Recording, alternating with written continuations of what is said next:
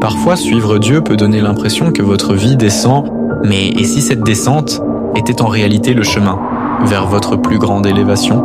La récompense à la fin, c'est le paradis lui-même, la vie éternelle en présence de Dieu. Maintenant, écoute bien, parce que ce que notre frère va partager peut changer ta vision de tout ce que tu traverses aujourd'hui. Amen, allons-y. Regardons une vérité cachée dans l'histoire de Joseph. Une vérité qui parle encore aujourd'hui. Dans Genèse 37, Joseph reçoit un manteau spécial, une couverture. Pas parce qu'il l'avait mérité, non, mais parce qu'il avait été choisi. De la même manière, Dieu place une couverture sur votre vie. La couverture de son esprit, de sa faveur et de son plan. Et oui, cette couverture vous rend différent, elle vous distingue. Et comme pour Joseph, tout le monde n'applaudira pas ce que Dieu a mis sur vous. Exactement. Certains vous incomprendront, certains vous critiqueront, certains vous rejetteront. Et certains d'entre vous savent exactement ce que cela fait. Certains essaient simplement de vivre pour Christ à l'école. Et déjà, vous vous sentez isolé. Vos amis ne vous invitent plus. On rit quand vous refusez de compromettre vos valeurs. Pour d'autres, la pression vient de la maison. La famille ne comprend pas votre foi. Ils pensent moins que vous changez trop. Ils veulent pas que vous redeveniez celui que vous étiez. Et certains d'entre vous paient un prix beaucoup plus élevé. Des croyants qui perdent leur travail, leur sécurité, parfois même leur liberté. Et certains, comme les martyrs modernes que nous connaissons, sont prêts à donner leur vie pour Christ. Mais écoutez ceci, que le rejet soit petit ou grand, le même Dieu qui était avec Joseph est avec vous. La même couverture qui l'a rendu incompris est la couverture qui vous élèvera. Et c'est là que tout change, parce que ce que le monde appelle une descente, Dieu l'appelle préparation. Amen. Joseph est passé du manteau à la fosse, à l'esclavage, à la prison.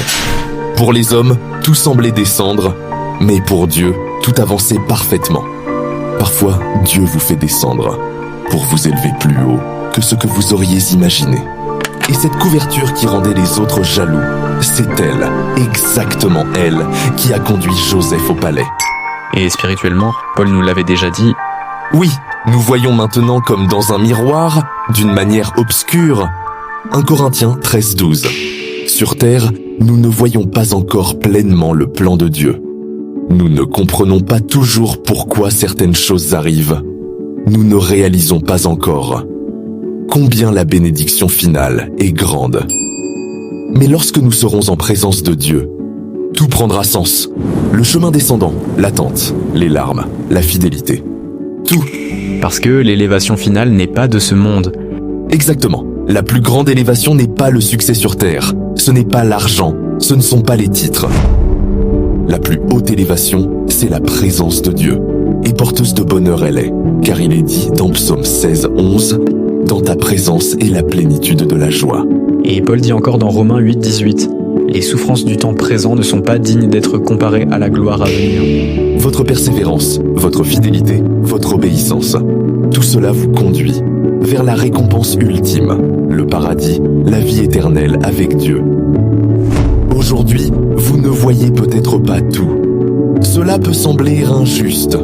Cela peut sembler compliqué. Mais quand Dieu aura terminé son œuvre, vous direz « Maintenant je comprends, maintenant je vois pourquoi cela en valait la peine. » Alors écoute, tiens bon. Oui, persévérez. Tenez-vous à la couverture que Dieu a placée sur votre vie. Marchez fidèlement, marchez avec audace.